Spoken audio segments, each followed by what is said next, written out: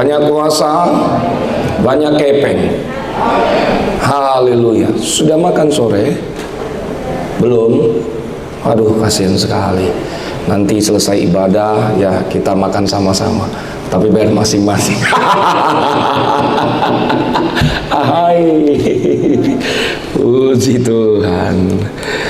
Baiklah, tema atau judul khotbah kita hari ini berbicara tentang mujizat pertama air menjadi anggur. Beberapa bulan ini saya akan membawakan tema tentang mujizat Tuhan Yesus. Tetapi hari ini kita berbicara tentang seri yang pertama, saudaraku. Kenapa saya membawakan tema ini? Tentu ada alasannya. Alasannya adalah tentu saudaraku bahwa saudara sudah tahu bahwa BBM sudah naik. Tentu barang-barang ya, karena dampak BBM ini saudaraku pasti bahan-bahan pokok harga pun pasti naik. Tapi dengar baik saudaraku bahwa pemeliharaan Tuhan pasti senantiasa sempurna buat saya dan saudara. Kalau di tahun-tahun yang lalu Tuhan pelihara saya dan saudara, dan di tahun ini pula Tuhan pasti pelihara saya dan saudara. Amin. Mari sama-sama kita akan belajar dari Injil Yohanes.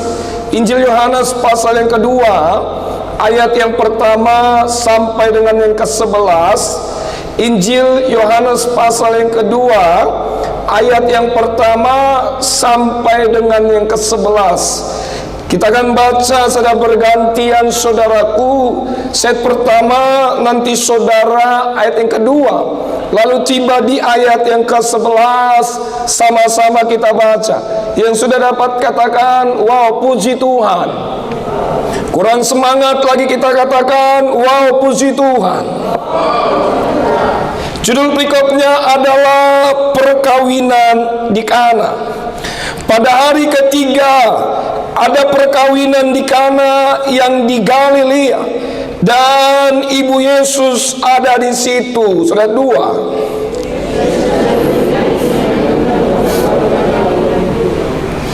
Ketika mereka kekurangan anggur, ibu Yesus berkata kepadanya, mereka kehabisan anggur. Empat saudara.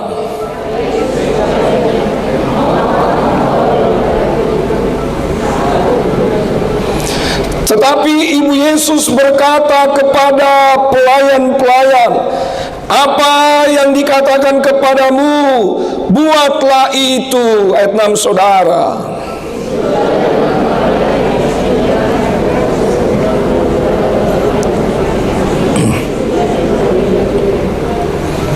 Yesus berkata kepada pelayan-pelayan itu, isilah tempayan-tempayan itu penuh dengan air. Dan mereka pun mengisinya sampai penuh. Ayat 8 saudara.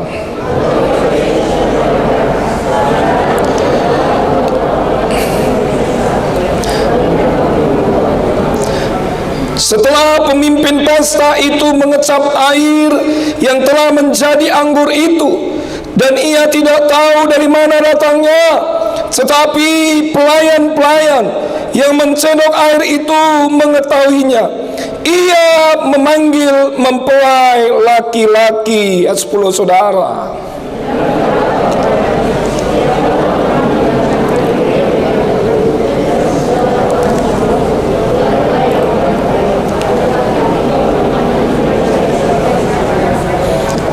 Ayat 11 sama-sama kita baca 2, 3 ya. Hal itu dibuat Yesus di Kana yang di Galilea sebagai yang pertama dari tanda-tandanya, dan dengan itu ia telah menyatakan kemuliaan, dan murid-muridnya percaya kepadanya. Berbahagialah bagi setiap kita hari ini yang mendengarkan firman Tuhan serta melakukan firman Tuhan ini dalam kehidupan kita setiap hari. Saudaraku yang dikasihi dalam nama Yesus, nas pembacaan yang barusan saja kita baca, di mana peristiwa perkawinan di Kana, dan Ibu Yesus ada di sana. Apa yang terjadi Bapak Ibu? Bukan hanya Ibu Yesus saja yang ada di sana. Alkitab saudara mengatakan bahwa Yesus dan murid-muridnya diundang dalam pesta perkawinan di Kana. Saudaraku, menarik sekali kalau kita berbicara tentang mujizat. Mujizat di dalam Alkitab saudara terdapat yaitu 223 kali disebutkan di dalam Alkitab. Kata mujizat secara umum adalah kejadian atau peristiwa yang ajaib yang sukar dijangkau oleh kemampuan manusia.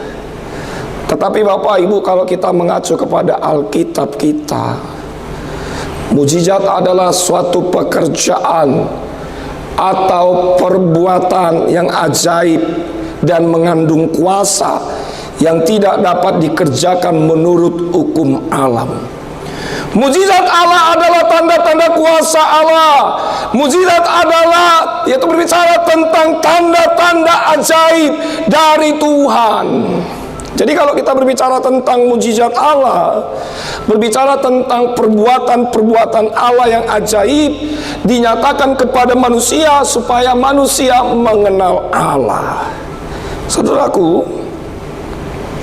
ada dua pertanyaan yang harus kita ajukan di dalam nas pembacaan firman Tuhan tadi. Pertanyaan yang pertama Bapak Ibu adalah yaitu kenapa Yesus dan murid-muridnya diundang dalam pesta perkawinan di Kana? Kenapa enggak yang lain? Iya kan? Lalu pertanyaan yang kedua adalah kenapa pesta perkawinan di Kana itu terjadi pada hari yang ketiga? Kita akan melihat Bapak Ibu pertanyaan pertama, kenapa Yesus dan murid-muridnya diundang dalam pesta perkawinan di Kana? Jawabannya adalah bahwa yang menikah ada hubungan keluarga dengan Maria dan Yusuf yang tinggal di Kana. Lalu kemudian bahwa ada salah seorang murid Yesus yang bernama Natanael tinggalnya di Kana. Lalu kemudian Bapak Ibu bahwa Natanael inilah melalui perantara Natanael lalu melalui Yesus, maka Yesus dan murid-muridnya diundang dalam pesta perkawinan di Kana pada saat itu. Lalu pertanyaan yang kedua adalah kenapa pada hari yang ketiga? Kenapa nggak hari yang keempat? Kenapa nggak hari yang kelima? Kenapa nggak hari yang keenam atau hari ketujuh yang selanjutnya? Kenapa pada hari yang ketiga terjadi pesta perkawinan di Kana? Jawabannya adalah saudaraku bahwa angka 3 adalah angka yang menarik. Angka 3 adalah angka yang sangat unik. Angka 3 berbicara tentang angka Tritunggal Bapa di surga. Saudara lihat ya Bapak Ibu ya. Yesus mengatakan dalam kitab Injil, ketika dia mati, dia mengatakan pada hari yang ketiga dia akan bangkit dari kematian. Lalu ketika Yesus dicoba di padang gurun oleh iblis, Yesus dicoba sampai 3 kali. Jadi Injil Yohanes menulis ada maksud dan tertentu kenapa terjadi pesta perkawinan pada hari yang ketiga. Nah, dari latar belakang ini kita akan melihat saudaraku yang dikasih dalam nama Yesus, ada 4 hal yang dapat kita pelajari bagaimana mukjizat Tuhan dapat terjadi dalam peristiwa air menjadi anggur. Yang pertama, perhatikan ayat 1 sampai dengan ketiga. Saya akan bacakan buat saudara. Yohanes pasal 2 ayat 1 sampai dengan yang ketiga. Pada hari ketiga ada perkawinan di Kana yang di Galilea, dan ibu Yesus ada di situ. Yesus dan murid-muridnya diundang juga di perkawinan itu. Ketika mereka kekurangan anggur, ibu Yesus berkata kepadanya, mereka kehabisan anggur. Perhatikan yang ketiga saudaraku, di sana ada kata ketika mereka kekurangan anggur. Berarti ada masalah di sana. Ada masalah. Jadi yang pertama yang dapat kita pelajari bagaimana mukjizat Tuhan dapat terjadi dalam peristiwa air menjadi anggur adalah ketika ada masalah. Bilang sama saya, katakan ada masalah. Bilang sama saya, katakan ada pergumulan. Amin. Tahukah saudaraku, masalah, di balik pergumulan, saya percaya Tuhan pasti menyatakan mukjizatnya. Amin. Semakin banyak masalah, saya percaya semakin banyak pula mukjizat Tuhan pasti dinyatakan buat saya dan saudara. Bukan berarti kita cari-cari masalah. Bukan berarti kita, saudaraku, ingin jatuh ke dalam dosa. Bukan. Tapi Tuhan ingin menyatakan mukjizatnya. Mungkin saudara mengalami pergumulan rumah tangga. Mungkin saudara mengalami yang namanya pergumulan kesehatan, pergumulan ekonomi. Mungkin saudara masalah dalam mendidik anak-anak. Saya percaya Bapak Ibu, pasti saudara memiliki peluang untuk mendapatkan mukjizat. Amin. Katakan kanan kirimu, bilang begini, percayalah, engkau pasti mendapatkan mukjizat. Amin. Slide berikutnya. Yuk sama-sama kita baca.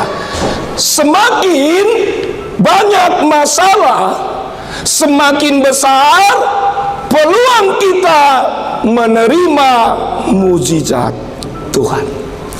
Rasul Paulus bilang begini, saudaraku, di dalam Roma pasal 5 ayat 20. Nanti saudara bisa baca di rumah saudara. Roma pasal 5 ayat 20. Di sana pada intinya dikatakan bahwa tetapi hukum Taurat ditambahkan supaya pelanggaran menjadi semakin banyak, dan di mana dosa bertambah banyak, di sanalah kasih karunia menjadi berlimpah-limpah. Saya sudah katakan, saudaraku, bukan berarti kita mencari masalah, bukan berarti kita ingin jatuh dalam dosa. Amin. Iblis mau saya dan saudara jatuh dalam dosa. Iblis mau saya dan saudara kita punya masalah, punya pergumulan. Tapi percayalah, di balik masalah saudara pasti mendatangkan kebaikan. Jadi kalau ada masalah, ada pergumulan, jangan lari dari masalah, Pak. Jangan lari dari pergumulan, Bu. Iya kan? Saya bilang gini, Pak Pendeta nggak tahu ya, istri saya setiap hari ngomel di rumah terus. Pak Pendeta nggak tahu ya, suami saya jarang pulang ke rumah, Pak Pendeta. Pak Pendeta nggak tahu ya, bulan ini saya bayar kontrakan. Pak Pendeta nggak tahu ya, saya sudah nganggur berpuluh-puluh tahun, Pak Pendeta. Pak Pendeta nggak tahu ya, saya baru diputusin sama pacar saya. Dengar baik, buka matamu, iya kan? Buka mata saudara. Di balik masalah pasti Tuhan nyatakan mukjizatnya. Amin. Gak ada yang amin ini. Amin. Saya berhadapan dengan banyak orang masalah di tempat ini. Amin. Saya beri contoh. Bapak Ibu, saya ingat waktu saya kuliah tahun 2007, saya mengambil keputusan untuk kuliah teologi. Tahukah saudaraku, keputusan saya nggak salah.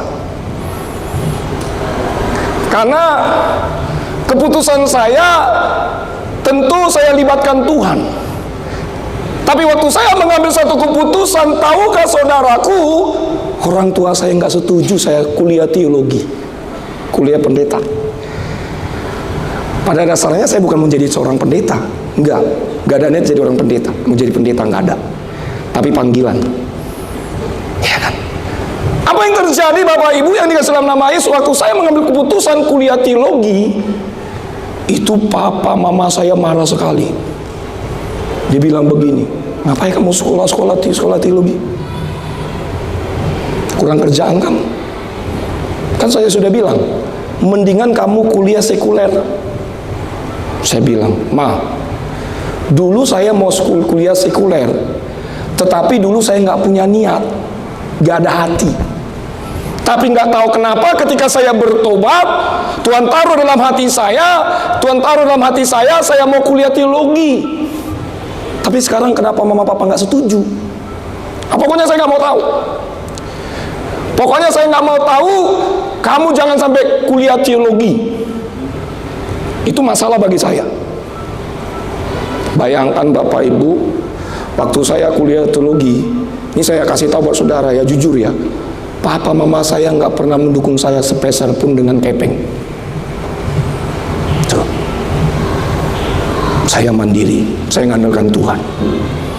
Tuh. Saya bilang, Tuhan, kalau Tuhan yang sudah memilih membuka jalan, bagi Allah tidak ada yang mustahil. 4 tahun saya lewati bersama dengan Tuhan. Tentu ada air mata, saudaraku. Tentu ada pergumulan. Tahukah saudaraku, suatu ketika saya nggak ada kepeng, saya jalan dari Harmoni ke Bekasi 4 jam, saking nggak ada duit. Jalan kaki pulang kuliah jam 9 malam. Kalau saudara kayaknya nggak yakin sama saya. 4 jam. Ya kan? Apalagi background saya dari apa? SMK. Waktu pertama kali kuliah, saudaraku, tahukah saudaraku, dosen kasih tugasnya banyak sekali. Belum makalah, belum presentasi, belum kuis-kuis, belum tugas mandiri, amagoyaman. Itu bahasa Mandarinnya. Ya kan? Bayangkan saudaraku, saya dari kampung sono tiba-tiba ke Jakarta kuliah teologi, tamatan SMK. Saya bisa ngetik komputer 11 jari. Saya pergi ke warnet. Dulu waktu warnet itu saudaraku 3 jam 10.000 kalau nggak salah, ya kan? 4 jam 10.000. Itu satu tugas bisa 2 bulan. Iya kan? Bahkan saudaraku, ya pintarnya saya. Saudara nggak lihat saya pintar nih? Hah? Saya ya cari-cari job. Saya bilang sama teman-teman saya, ya kalau kamu pengen ngetik sini, saya ketikin tugasnya. Padahal saya nggak pintar ngetik loh. Orang kan ngetik kan 10 jari ya. Saya 21 jari. Ada kemauan loh. Saya bisa melewati semuanya bersama dengan Tuhan. Hari ini saya ada, semua karena kebaikan Tuhan. Amin. Beri tepuk tangan dulu, beri pujian bagi Allah. Jadi yang pertama yang dapat kita pelajari ketika ada masalah, jangan lari dari masalah, Pak. Semakin kau lari dari masalah, semakin menjauh mujizat daripadamu. Hadapi masalah bersama dengan Tuhan. Amin. Iya. Jangan kasih masalah sama mertuamu. Jangan kasih masalah sama orang lain. Hadapi. Bersama dengan Tuhan kita cakap menanggung segala perkara. Beri tepuk tangan lagi, beri pujian bagi Allah kita. Ya, tepuk tangannya nyamuk pun nggak mati. Tepuk tangan lagi buat Yesus kita. Sorak-sorai katakan haleluya. Itu yang pertama. Yang kedua, di ayat yang keempat, kata Yesus kepadanya, mau apakah engkau daripadaku, ibu, saatku belum tiba. Yang kedua, yang dapat kita pelajari bagaimana mujizat Tuhan pasti terjadi dalam peristiwa air menjadi anggur ketika waktunya tepat atau waktunya Tuhan tepat buat saya dan saudara. Amin. Kalau kita berbicara tentang waktu, dalam bahasa Yunani dikatakan kairos, yang artinya waktu Tuhan yang tepat, waktu berbicara tentang zaman, waktu berbicara tentang musim, waktu berbicara tentang kesempatan. Makanya jangan sia-siakan waktu yang Tuhan berikan buat saya dan saudara. Amin. Waktu Tuhan pasti yang terbaik, walau kadang tak mudah dimengerti. lewati cobaan, ku tetap percaya waktu Tuhan pasti yang terbaik. Kalau waktunya Tuhan belum datang buat saudara, tetap bersabar, Pak. Tetap bersandar kepada kekuatan Tuhan, Bu. Jangan mendahului waktunya Tuhan. Bersabar. Katakan kanan kirimu, bilang begini, bersabar waktunya Tuhan. Ayo. Amin. Iya. Jangan saudaraku, saudara bilang begini, biar Pak Pendeta supaya suami saya bertobat, saya akan ke dukun lah. Biar jam-jam dia dulu, dukun-dukunin. Ya kan? Saudara kasih apa itu? Kembang-kembang itu minum sama suami gitu ya. Itu salah. Kalau belum waktunya Tuhan, belum bertobat, ya jangan dipaksa pula itu. Sampai berbusa pun mulut saudara bilang, "Papi bertobat." Kalau belum waktunya Tuhan, nggak boleh dipaksa. Apalagi suami tuh paling susah tuh bertobat itu. Iya kan? Mau bergalon-galon pun minyak urapan saudara tuangin waktu dia tidur. Kalau belum waktunya Tuhan, halo, nggak boleh dipaksa. Amin. Bersabar, terus berdoa, terus andalkan Tuhan. Yesus bilang begini, saatku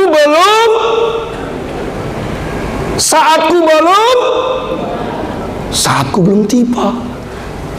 Yesus bilang, saatku belum tiba, ada waktunya. Amin. Ada waktunya. Kalau hari ini saudara belum diangkat Tuhan, ada waktunya. Jangan mengandalkan koneksi kita, jangan mengandalkan kepeng kita, jabatan kita. Andalkan Tuhan. Alkitab mengatakan, diberkatilah orang yang mengandalkan Tuhan, terkutuklah orang yang mengandalkan manusia.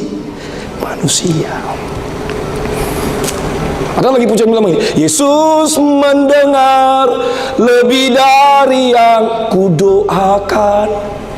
Yesus menjawab lebih dari yang kuharapkan.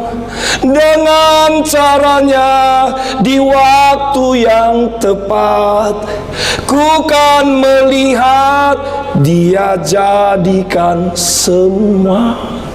Amin. Dia jadikan semua. Beri tepuk tangan, beri pujian bagi Allah kita. Itu yang kedua. Yang kedua berbicara tentang ketika waktunya tepat atau waktunya Tuhan. Yang ketiga, ayat 5 sampai dengan yang ke-9. Saya nanti tetap di slide ini, ayat ini ya, jangan diputar-putar dulu ya. Ayat 5 sampai dengan 9. Tetapi Ibu Yesus berkata kepada pelayan-pelayan, apa yang dikatakan kepadamu, buatlah itu. Di situ ada 6 tempayan yang disediakan untuk pembasuhan. Menurut adat orang Yahudi masing-masing, isinya 2-3 buyung. Yesus berkata kepada pelayan-pelayan itu, isilah tempayan-tempayan itu penuh dengan air. Dan mereka pun mengisinya sampai penuh. Lalu kata Yesus kepada mereka, sekarang cedoklah dan bawalah kepada pemimpin pesta. Lalu mereka pun membawanya. Setelah pemimpin pesta itu mengecap air yang telah menjadi anggur itu, dan ia tidak tahu dari mana datangnya. Tetapi pelayan-pelayan yang mencedok air itu mengetahuinya. Ia memanggil mempelai laki-laki. Saya akan memberikan satu ilustrasi buat saudara. Sebentar ya, saya taruh dulu minyak urapannya di sini. Saya undang sahabat saya. Ini menarik sekali saudara, supaya saudara tahu.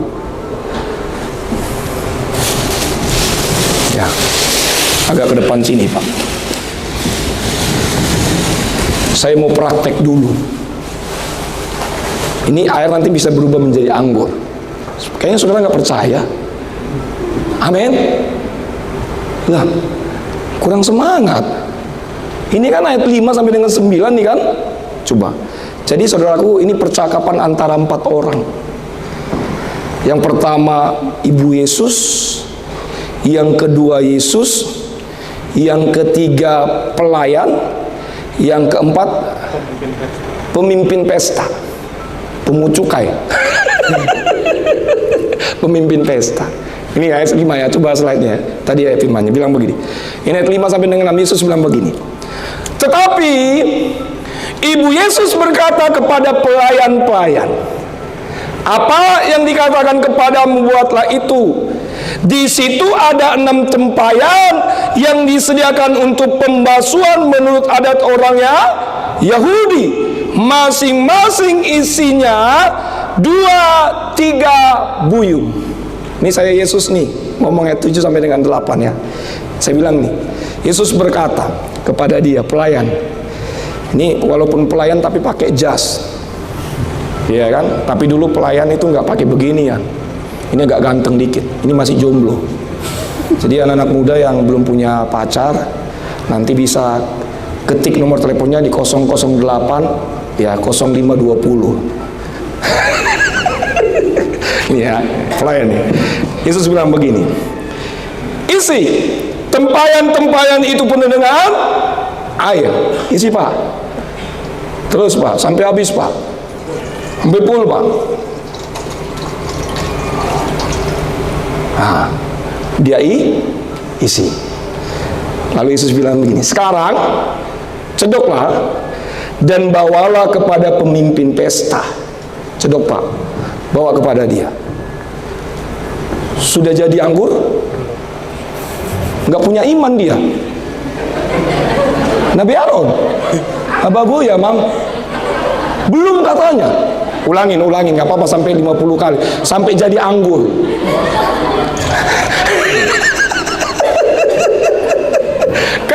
kan gitu kan ceritanya kan? Benar nggak Bapak Ibu? Ulangin. Berarti kalau belum jadi anggur kita nggak pulang-pulang. Saudara berdoa terus. Sekali lagi.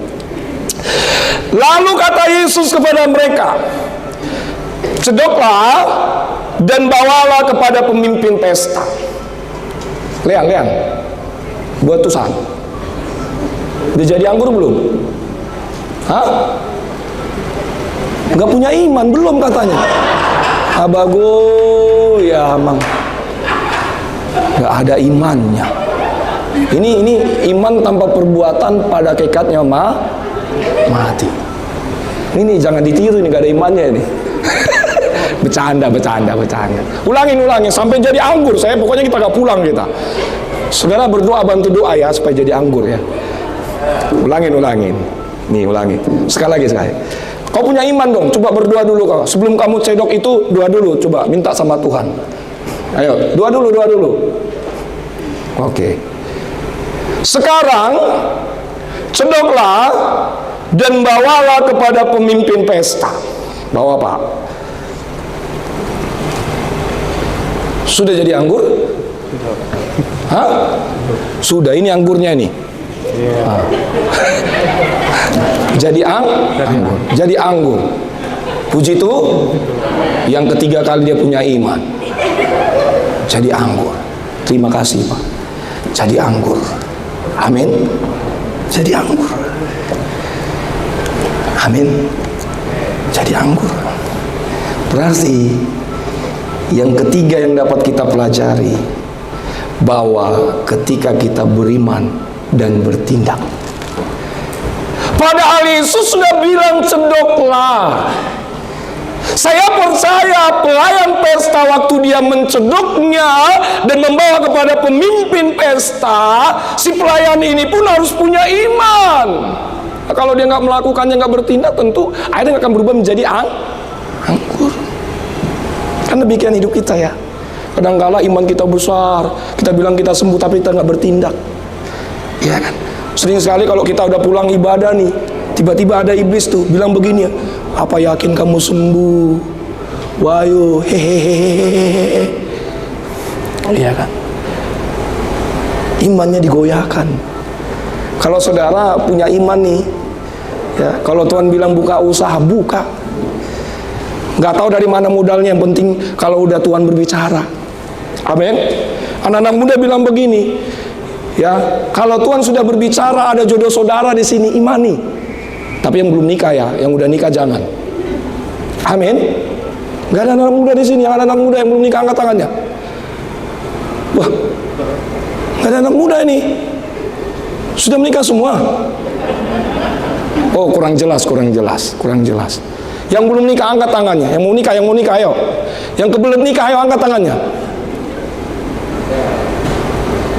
Nggak ada anak muda ini. Abago ya mang Tuhan. Nabi Hadon. Anak muda nggak ada ini. Iya, kata yang sebelah, angkatlah tanganmu itu Tuti. Mau nikahnya kau apa enggak?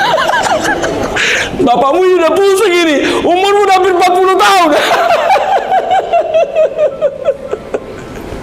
Anak muda, jangan takut nikah loh. Serius nih, saya tuh nikah umur 25 tahun loh. Tapi sekarang ya wajah-wajah saya ini walaupun udah nikah umurnya kayak 19 tahun karena awet muda. Amin. Ini ganteng begini Bapak Ibu nih. Ini masih muda ini tapi udah nikah saya. Udah punya istri, udah punya anak. Istri saya cantik, anak saya ganteng-ganteng kayak papanya. Amin. Iya. Berimanlah, bertindaklah. Iman tanpa perbuatan pada kekatnya mah. Saya kalau kesaksian Bapak Ibu ya, saya nikah itu nggak punya apa-apa. Bukan berarti saya nggak mengandalkan, saya nggak mau mengandalkan, saya selalu mengandalkan Tuhan Bapak Ibu. Saya selalu mengandalkan Tuhan. Saya bisa saja minta sama ya mama saya, papa saya, ya kan. Tapi saya selalu mengandalkan Tuhan. Saya selalu mengandalkan Tuhan. Dalam kehidupan saya selalu mengandalkan Tuhan. Amin. Orang yang mengandalkan Tuhan tidak pernah dikecewakan. Saudara bilang anak-anak muda, Pak, kalau nanti saya menikah, Pak, saya makan apa? Makan nasi lah, bukan nggak mungkin makan batu. Amin. Pak, nanti kalau saya nikah gimana ya Pak ya? Aduh Pak, takut banget saya ya. Nanti gimana suami saya ya Pak Pendeta ya? Aduh, gitu ya. Nggak nikah-nikah jadinya nantilah. Kalau kebanyakan mikir. Pokoknya kalau udah dari Tuhan, sertakan Tuhan, beriman dan bertindak. Walaupun mukanya pas-pasan. Amin. Tuhan itu nggak melihat wajah loh. Tuhan melihat hati. Kadang-kala ya banyak anak-anak muda ya pingin nikah bilang begini, Pak Pendeta, kalau bisa wajahnya ya kayak Jackie Chan, ya kayak bintang film Korea. Pak Pendeta kalau bisa punya apartemen, kalau bisa pekerjaannya bagus, boleh. Bukan nggak boleh, boleh. Pak Pendeta kalau bisa ya punya mobil 15, rumahnya di mana-mana. Lalu mau nikah apa mau cari kerjaan sih? Iya kan? Iya. Saya ya kalau udah dari Tuhan ya nikah aja lah. Kapan lagi? Intinya dia takut Tuhan, punya pekerjaan, ngaboi. Amin. Udah bisa.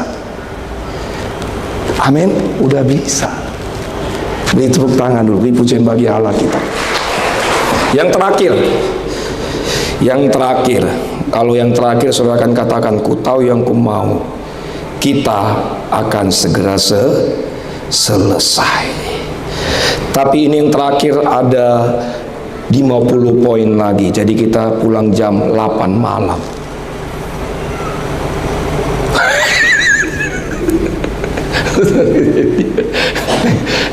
Nggak apa-apa ya. Tuhan tahu isi hati saudara. Dari 50 poin kita rangkum tinggal 1 poin, juz yang terakhir. Yang terakhir di ayat yang ke-10 sampai dengan 11. Saya undang pemusik. Dan berkata kepadanya, setiap orang yang mengidangkan anggur yang baik dahulu, dan sesudah orang puas minum, barulah yang kurang baik. Akan tetapi engkau menyimpan anggur yang baik sampai sekarang. Hal itu dibuat Yesus di Kana yang di Galilea sebagai yang pertama dari tanda-tandanya. Dan dengan itu ia telah menyatakan kemuliaannya, dan murid-muridnya percaya kepadanya. Yang keempat, yang terakhir yang dapat kita pelajari, bahwa bagaimana mujizat Tuhan dapat terjadi dalam peristiwa air menjadi anggur, ketika mujizat yang terjadi untuk kemuliaan Tuhan. Bilang sama saya, katakan kemuliaan Tuhan. Amin. Mujizat terjadi hanya untuk kemuliaan Tuhan, bukan kehebatan dan kekuatan manusia. Tapi kalau kita sudah terima mujizat Tuhan, saran saya buat saudara, mari kita bersaksi. Ya, ceritakanlah kesaksian Tuhan. Ya, ceritakanlah kebaikan Tuhan. Waktu saudara bersaksi, ya, orang-orang yang mendengar imannya dibangkitkan. Waktu saudara bersaksi, saya percaya kesaksian saudara tidak akan pernah kembali sia-sia. Amin. Ceritakan kebaikan Tuhan.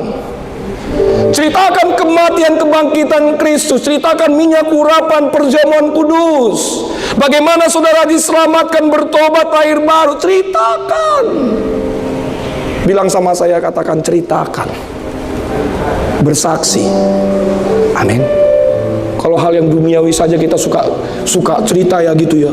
Muncungnya sampai panjang. Masa untuk kebaikan Tuhan kita nggak ceritakan? Ceritakanlah. Yesus baik. Oh, tahu nggak? Waduh, saya di gereja Tiberias Indonesia banyak terima mujizat loh. Ya. Saudara tahu nggak? Gitu. Saya semenjak melayani di gereja Tiberias Indonesia, saya diangkat naik. Amin. Ceritakan. Nggak apa-apa saudara dikucilkan, nggak apa-apa saudara diejek-ejek, ya kan? Mungkin saudara dia dikucilkan sama orang tua, mertua, nggak apa-apa, ceritakan. Amin. Ini kesaksian terakhir Bapak Ibu ya, waktu saya bertobat tahun 2000. Ya, saya selalu bilang, papa mama saya itu nggak setuju saya bertobat. Apalagi waktu lahir baru, nggak setuju. Bahkan waktu saya dibaptis Islam di Tiberias, saudaraku, mama papa saya paling pertama menentang saya. Dia bilang, ngapain kamu dibaptis di gereja Tiberias Indonesia? You kan udah dibaptis, baptis percik. Saya bilang mama papa saya, baptisan yang benar adalah ketika saya ditenggelamkan, mati bersama dengan Kristus, bangkit bersama dengan Kristus. Yang baptis orang benar diajarkan langsung oleh Tuhan Yesus. Lebih dari 5 kali tentang baptisan. Amin. Apa yang terjadi Bapak Ibu, berjalan dengan waktu orang tua saya sakit, yang paling utama di telepon saya, telepon mama saya. Kalau dia sakit, yang paling utama di telepon anaknya yang pandita. Halo Cok, bisa doain mami? Dia bilang, kenapa mama? Aku sakit loh. Yang paling utama saya bilang, kalau mama mau pingin sembuh, pertama bertobat dulu. Bertobat mimah. Ya, orang tua begitu. Kalau mama mau pingin sembuh, yang pertama bertobat. Ya udah, nggak apa-apa lah. Yang penting aku sembuh lah. Ayo ikuti saya, doa saya Maya. Ayo, dalam nama Yesus, dalam nama Yesus, hari ini aku bertobat, hari ini aku bertobat. Aku nggak mau masuk neraka. Bah, jangan neraka lah, surga lah. Saya bilang, mama mau didoain apa? Komplain sini. Ya. Iya, nggak apa-apa. Ya. Kalau saudara dikucilkan, tapi lihat nanti, saudara akan lihat buah-buah pertobatan saudara. Amin. Lihat pertobatan. Anak muda, kalau hari ini saudara belum bertobat, berbalik, tinggalkan manusia lama kita. Amin. Tinggalkan gaya hidup lama kita. Anak-anak muda yang suka dugem-dugem, bertobat. Yang suka marisap, bertobat. Amin.